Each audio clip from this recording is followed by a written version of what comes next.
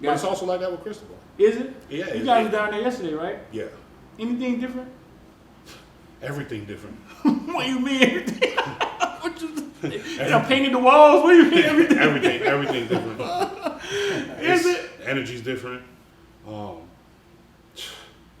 We never been in the head coach's office until yesterday. No. I didn't know where it was. I think Shemar back there thought it was crazy. Bro. Yeah. So y'all went to actually sat in the coach's office? Absolutely, yeah. We had breakfast with him. Sat with Coach Joe Salved, the new D-line coach. Right. He's dope too, man. He's a good guy. I like the energy they bring in. Him and the damn guy with the mustache. The mustache. Yeah, it's a different energy that they bring in. Bro, he came into breakfast like going ham. I'm like, What? That dude crazy, boy. It's 9 o'clock. Welcome to South Florida. Yeah. Welcome to South Florida. Welcome to South Florida. Welcome to South Florida. The bottom of the clip of the gunshine state. What them boys still boating in that way. Big plate. Get it for the 18 if you straight. Get cake. And stop hating, it's the model of the state. A lot of face, but it's still real around here. Alright, man. We here out here on the beach somewhere, man. Footballville. Y'all make sure y'all like, share, comment. We here with Coach Mo. Coach Mo. Alright, so recently, man, you've been popping up on a lot of pictures in a lot of different states. Yeah. With Shemar. You know what I'm saying? What is your relationship to Shemar? I'm his coach. I mean, I'm his mentor. I'm whatever he needs whenever he needs it. Right. You know, as far as, you know, a big brother, a father figure, whatever, you know. Right. You know. In situations like this, I've seen this, and I'm finna get real with you. Mm-hmm. I've seen this happen a lot of different ways. You know what I'm saying? I've seen Calvin Ridley, Cayman Ridley, with a white guy, was raising them. I don't know where their parents were or anything of that nature. But when it happens that way, it's basically he takes care of them. He's taking care of them, and he's saving them. That's what it looks like when this is a white guy. Got it. But a lot of times when it's a black guy, they start making names up for you. You know what I'm saying? Handler and things of that nature. You know what I'm saying? Yeah. How do you feel about that? When you had to explain somebody your relationship with Shemar, how would you explain it? I don't have to explain that to nobody. Gotcha. At the end of the day, you know, I've had conversations with close friends and, you know, mentors of my own, and, you know, they tell me, hey, it's two people that need to know your relationship with Shemar, and that's Shemar and God. Gotcha. That's it. Mm-hmm. Because a lot of people, their envy, their jealousy, it fuels them to dislike a position that somebody's in, without knowing all the facts. Right. You know, so for me, explaining to anybody, they, you know, whoever needs to be explained to, they don't need to know. You know, the ones that the ones that know, or the ones that are around, they see what I am to him. They know, you know, he'll tell them, like, you know. So to me, it's no explanation. You know, for those who don't know, because those who know, they're around, they see it, they know what's going on. Yeah. So because what I'm realizing is this: as much as we talk about NIL and as much as we talk about things of that nature, right? This money is getting closer and closer to our community and to our kids. I created Investor.iod because I realized that even when the 1%, the 2% make it to the league, have no fucking clue what to do with money. Absolutely. You understand? And it slapped me one day, and I was like, "It's a goddamn dead end for a lot of us. It's a pitfall because you get there, and now you don't know what to do with money, and you surround yourself with people you didn't know." Exactly. At the end, and they're telling you, "I did this, I did that, I did this, I did that." Not really success stories, just I represent it, I represent that. Now it's getting to the high school kids. And now I see people reaching out to our high school kids, and our kids don't know who's legit and who's not legit, how to respond. And it's bothering me. I realize they do need advocates. Because a lot of time it's them, Sometimes it's a single mom. She's trying to work. She don't know. And even I've seen it to where it was a mom and a dad. And they didn't know the game. Yeah. And they didn't know the game. And I brought you in here. We had a conversation, and I brought you in here because this is what I started noticing. It's so easy to touch our kids now. We just hit them in the DM. Yep. And because a lot of times our kids a lot of them come from poverty, they always think somebody's there to save them. Absolutely. You know what I'm saying? And some people are there, they're sharks. Yeah. They're there for different reasons. Oh, of course. Right. To the point where I had started thinking about, like, listen, man, I may even thinking about like creating some type of advocacy or consultant. Call me and I'll give you the best help I can give you. But I also you got to understand, I was here when you was 8. Mm-hmm. Mm-hmm. I was here when Shemar was getting his ass whooped by Carson in Sunnyland, and I was there at those games. You know what I'm saying? Mm-hmm. So I've been here when there was nothing there. Yeah. A lot of people are going to come around when there's stars attached to it. Yep.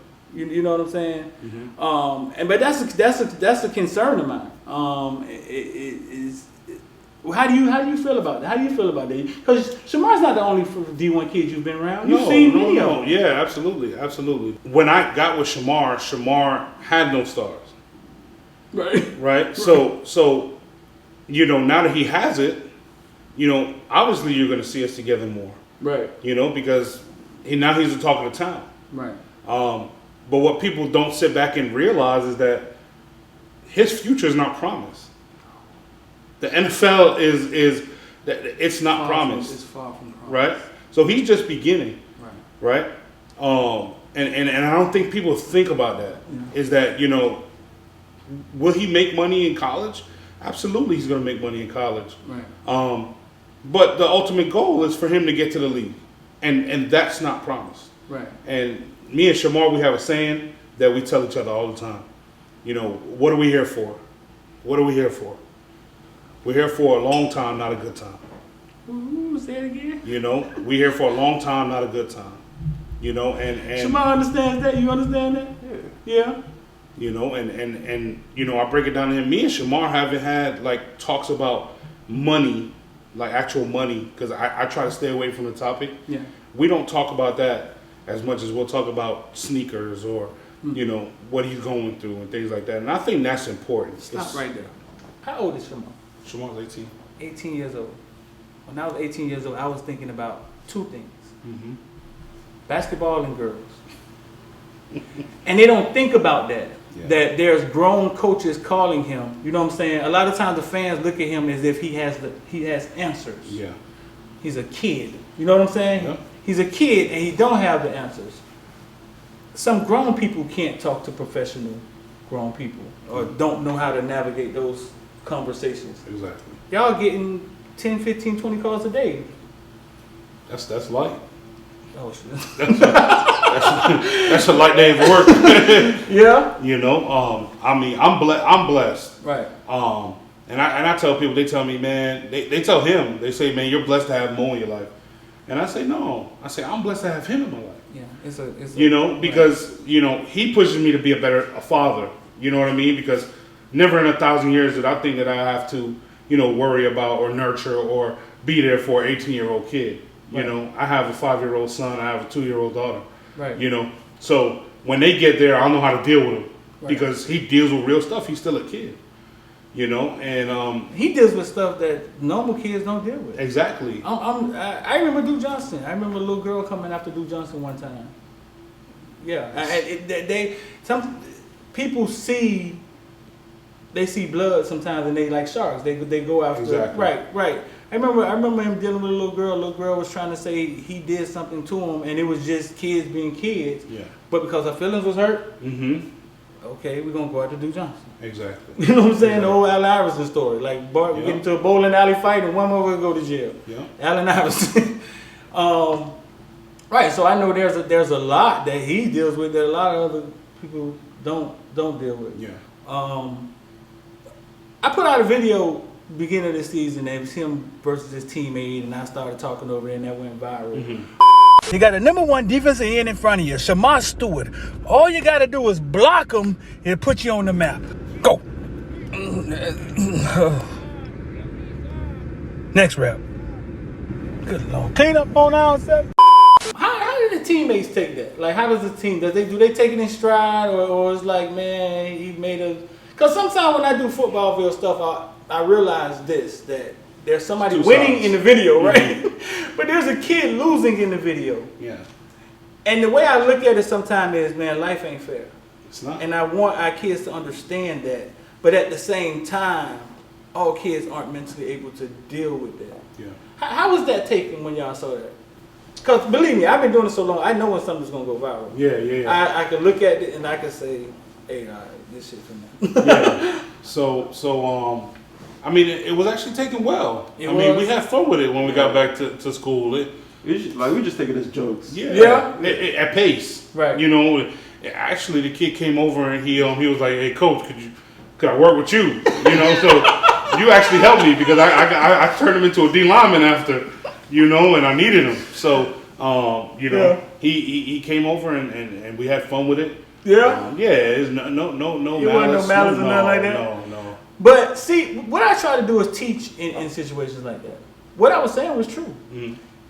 Anytime a 5-star come to your city, your town, or you get to go one-on-one with them, right? It's an opportunity. You cannot look at it like he finna demolish me. Yeah. If you're here with helmet and shoulder pads on, it is an opportunity. It's an opportunity for you to, the cameras are here. Absolutely. For you to do something. And in those moments, I always try to teach and always think about, I just try to think about both sides. Mm-hmm. Anything, man, you want people to know, bro? Anything you want to pass on to people? You still at Pace? Yes, I am. What's going on with Pace? Pace. I mean, Pace is going to be Pace. You know, we're bringing in new talent. You know, one thing at Pace is that, you know, you're guaranteed to get the education. You know. Yeah. You're guaranteed to get the good coaching. Right. Many greats have walked through Pace. Mm-hmm. And a lot of schools have treated Pace like a JUCO almost. Yeah. You know, we brought in the talent. After the talent's created, they come and they take them. Yeah. You know, the James Williams, you know, the Shemar Stewart. James Williams was there. You know, the Devon Wilsons. Trinell Troutman was exactly. So, right. So a lot of people, they wait until we get them in. You know, we build them up, and then they come and they try to take them away. Yeah. But Shemar is a prime example of being loyal. Yeah. He was there for 4 years. He was. You know, I couldn't tell you how many people reach out to him and try to get him to come play for him. You know, but he stayed true to me. He stayed true to the school. He stayed true to the game. Was it tough, Shemar? Like, I know you was getting these phone calls, right? Yeah, of course, almost daily. Yeah. Yeah. Was it but what kept you? What kept you? You could have went to Central and win the state championship, or you could have. What kept you? I always say to myself, it's not always about winning. It's about the place that's like better for you. Yeah. What's better for your well-being. That's all. Elaborate on that a little bit. It's not always about a team winning the state championship. Sometimes it's about what's good for you in your situation. So, like, say somebody go to Central or St. Thomas, right? Yeah. They win a state championship, but yet you're still not going to college. No, you're right. Right. And they don't realize that until it's too late. Season until they're not going. Right. So you're saying it's where you can benefit from. Because at the end of the day, you, your family, gotta fucking live with your life. I get it. No, I get it. It makes sense. Yeah. So Walker's still the coach? Yeah, he's the head coach. He's the head coach now? Yes. Anything else changed around? Like, you what, O-line, D-line? No, I'm a D-line guy. Yeah. You know, my role, I'm going to start doing more admin role. Yeah. Trying to get more of these kids into college. You know, things like that. Since, you know, I have all the connects now. Yeah. You know. You got all the connects now. You done been all the schools. Exactly. So, but that's my thing, you know. That's what I'm here for.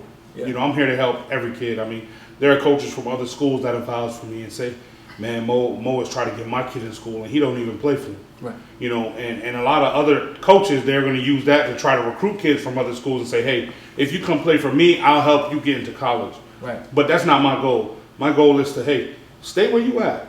If you want to come here and play for me, fine. Right. But stay where you at. I'll still push you. Help you. You know what I mean? I can still help you if I have the resources. You know, because at the end of the day, you never know. You never know who or what you touch in doing what you do. Right. You know what I'm saying? So that's always been my goal, is to come in and help kids. Right. You know, like I said, with Shemar, when I came in there, he was 6'4", 214. You know, 6'4", 214. Now he's 6'6", 270. So. Think you finished going? I don't know. I hope so. Or he's gonna have to play tight end or something. But he, I remember when we went to the first rivals camp we went to together. You know, he called me in the morning. Hey, coach, can we go to this camp? And I'm like, all right, you know. And I go and I bring him out there, and he's doing everything that we've taught him, at practice. Right. And now the guys are coming to me. Who is this kid? Where has he been? Who is he? Right. And that's it. And it took the rest is history. Right. Pittsburgh offered him 2 months. This was at a freshman? It was just right at 2 months after freshman year. 2 months after freshman year? Mm-hmm. So your freshman year, how was your freshman year? Oh, it was all right. Yeah? All those sacks came your sophomore year? Yeah. Gotcha. Yeah. So that's when we got there. In 2 months, like I said, hard work, determination, him being persistent. Pittsburgh offer, University of Pittsburgh. Yeah. And then that was the first offer? Yeah, it's been diarrhea since. So when you say you went to a lot of colleges, a couple things you got to explain to me. What is the big fish about at Texas A&M and the picture and all of that? What is that about? Explain the concept of what. They hand them a fish, and what is the? Is it just a prop? Yeah, it's a prop.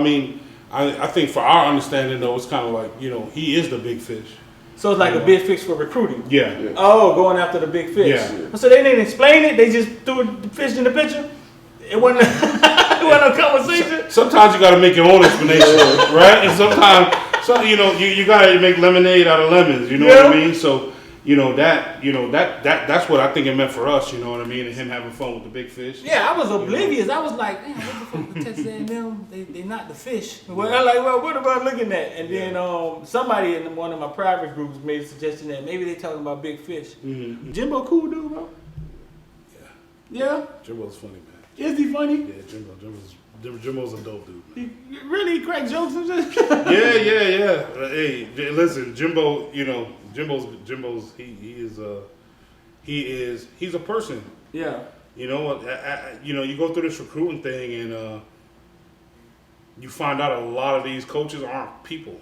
They're robots. When they drove homes. They drove or something. What do you mean they not people? Like they're reading from a script. They're not willing to be themselves. Like, listen, bro, I know you're human. You make mistakes. Yeah. Tell me you made a mistake. I gotta accept that, because I hope that when I make one, I say, hey, we made a mistake. You say, oh, no problem. They're not relatable. No. A lot of most coaches ain't relatable. Really? Yeah, most of them. Yeah. And that's why they don't do much of the recruiting. Right. I hear people, Texas A&M landing all these big recruits. I'm like, well, Jimbo, he did a good job at Florida State. Mm-hmm. Yeah, it's not like he was getting duds at Florida State. So obviously he's good at recruiting, and you just explained to us, like, you can talk to him. He's honest. Right. If I pick up the phone and call Jimbo around here, he'll answer. Yeah? Absolutely. I'm sure he will. Absolutely. Yeah, we're not going to try it, but I tell him when I talk to him, I say, hey, listen, I don't call you. Yeah. You know what I mean? But I had something on my mind, man, I want to talk to you. No problem, coach, shoot. Yeah. While he's eating dinner. It's that type of relationship with Jimbo Fisher. But it's also like that with Cristobal. Is it? Yeah. You guys were down there yesterday, right? Yeah. Anything different? Everything different. What do you mean everything? Painted the walls? What do you mean everything? Everything different. Is it? Energy's different. We never been in the head coach's office until yesterday. No. I didn't know where it was. I think it's Cheryl back there talking crazy. Bro. Yeah. So y'all went actually sat in the coach's office. Absolutely, yeah. We had breakfast with him. Sat with Coach Joe Salvera, the new D-line coach. Right. He's dope too, man. He's a good guy. I like the energy they bring. Him and the damn guy with the mustache. The mustache. Yeah, it's a different energy that they're bringing. Bro, he came into breakfast like going ham. I'm like, what? That dude crazy, boy. It's 9 o'clock. It's 9 o'clock, and you're clapping and jumping and waving and. So he like that? He don't Yeah, want. I told him, I said, He on 100. No, I said I gotta get my mustache like you. His mustache is curled up, man. So that ain't no act. No. He's a ball of energy, man. He's a ball of energy. So you sat in the coach's office with Cristobal. Yes. For the first time. Mm-hmm. What? I got so many questions to ask, but because Shemar is one of the top players in the nation. I mean, he has value, and he should be respected as such. That wasn't the first coach's office you sat in before, right? You sat in other coaches' offices, right? Mm-hmm. But he should be treated as such. Yeah. I get it. You know what I'm saying? The last coach he was just inexperienced. I ain't here to bash him. It's nothing that has happened. No, I got love for Manny. Right. He was just inexperienced. I think Cristobal has a better focus, a better feel for leadership, and things of that nature. What else was different in your visit yesterday? Like I said, the energy, man, it was different. The way he spoke, he didn't speak. See, the thing is with Cristobal, he doesn't speak about the future. He speaks about the now, right? He speaks about everything that's solidified now. Things that, was discussed of the reason why he was brought here in the first place. And things that if they weren't going to get done, he wasn't going to be here. So when you have somebody who's sitting in front of you and telling you, hey, listen, this is done, right? Yeah. It just needs to actually be physically done, but paper-wise, it's done, right? Then okay, well, the changes obviously have to come if it's done on paper. So some coaches think about the future. Like, explain what's the difference. They talk about. Well, they try to preach about what may happen, or they envision of what's going to happen, right? But there's no solid proof if that's going to happen because there's nothing on paper about it, right? Mm-hmm. So they're going to say, okay, well, we're getting a brand new weight room. Okay, well, have y'all spoke to the administration about it? Have you guys? Has the money been funded for it? Has It's ideas. But then you go to places like UM, and like I said, Cristobal put it on. He said, "Listen, if so and so wasn't going to be done, I wasn't going to be here." Yeah, okay? Right. Well, that means that you're here, so that means that's going to be done. Right. Texas A&M, hey, we're building a brand new facility. Right. So and so have already been raised. It's going to be done. There you can see things being done to that goal. Right. Now, if you tell me, like I said, hey, this is going to be done, but there's not a dollar to it. There's not a signature on a paper. There's not, there's nothing to back that up. Mm-hmm. Then you're kind of selling us, fool's gold. Right. We can see through that. Yeah. And if he can, I can. Right. So. Is it easy to see through? You've been on how many different campuses? 10, 8, 4, 5? Enough. Okay. How many? Yeah. Probably like 12. Like 12? Yeah. Is it easy to see through? Like, is the field just, when you're not, right, we're not gonna be here. You can just feel it right from the back? Yeah. Definitely. How do you envision, what do you think is about to happen? Well, I think that proper goals need to be set for kids in the beginning. Preach. Okay. Talk to them, dog. Measurable wise, you have a chance to be a D1 Power 5 guy, right. Then we have to treat you as a D1 Power 5 guy, and when we're sending your film off to D1 Power 5 schools, right? If you're not that, okay, you may have talent, but you're not the measurables, okay, well, we could send you out to a couple, D1 Power 5 schools, the lower end schools, and, Power 5 conferences, and then we need to start hitting the D1 AA's. Right. Okay? Right. There's a school for everyone. Yeah. I firmly believe that. There's a school for everyone, whether it's NAIA to D1 Power 5. Right. If you look at it like that, it is. And you have to identify the kids who their caliber in order to help them get to where they're going. Right. And I see some, some coaches and, some places that you know, they send like these kids, oh, he's good, he's talented, he has this, and this. He's not going to get an Alabama offer if he's 5'6", 200 pounds. Yeah. You know, and you have to be realistic with it. That's life. Yeah. You know, and so I think that's where we have to start. We have to start putting our kids into a certain bracket.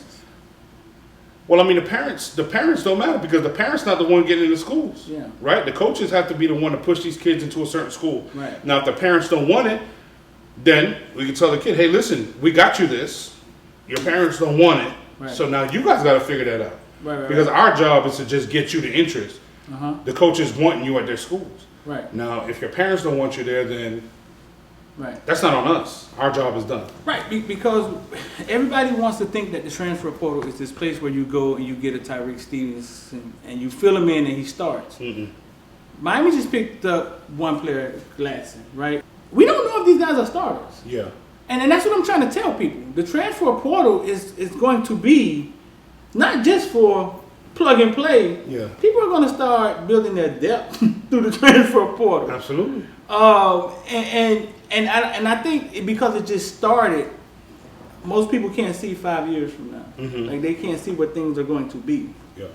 But it's obvious. I think Michigan State took 20 and 20. They took 20 players out and then they jumped right in the top 5. We all saw that. Yeah. It's not like we were blind to what we saw. Yeah. Yeah. So the transfer portal, I mean, you know, it's tough, man, because, you know, I've had kids who are at different schools, because once again, I have kids that are in college who I've coached or been around. They'll hit me up and they say, Coach, man, I'm thinking about jumping in the transfer portal. And I tell them, where you going? It's a cemetery. Where you going? Be careful. Do you have interest? Right. Like, before you jump in there, you need the other school, which I know they're not supposed to speak to them until they get into the transfer portal. Right. But you better have a sense of something lined up for when you get in the transfer portal to know somebody's going to come pull you out.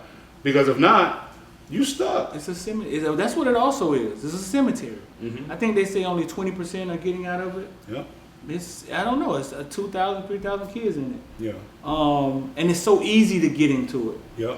How many kids have called you and said, Coach, I'm thinking about, and like actually walk into the office, they finna No, multiple, man. 4 or 5 kids, yeah. Because it's a stressful thing. It's a stressful thing. I remember when I sat down with Dallas from Alabama, before he went off to Alabama, and I said, are you ready to like possibly not play right away for the first time in your life? You know what I'm saying? For the first time in your life, you may not start. You may be watching Kevin or somebody in front of you who may or may not be better than you, but it's the first time you're going to have to watch him. Yeah. And he was like, yeah, I get it, I understand. But then Dallas Turner, he jumped on the field, he sacked people, and that's championship. Yeah. He got on the field. He's a guy. Yeah, he got on the field. Yeah.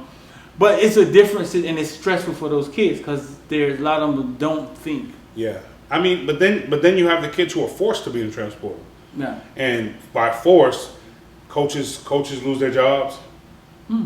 Kids got to go because the coach, you may not fit what the coach wants. Yeah. They'll get you up out of there.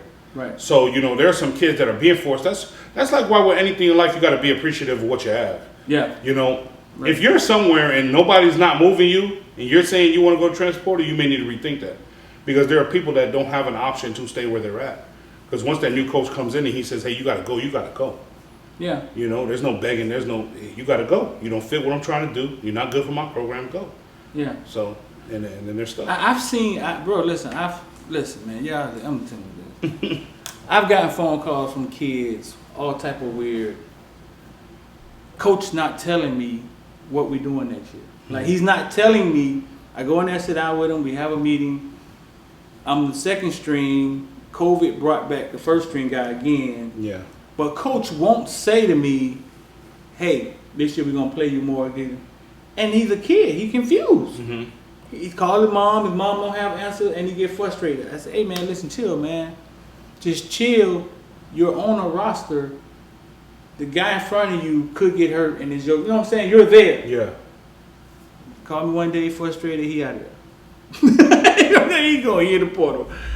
And I get it. They're kids. Once again, we're back to the kid thing. Navigating through grown-up decisions, and they're going to have to live with the decisions. You know what I'm saying?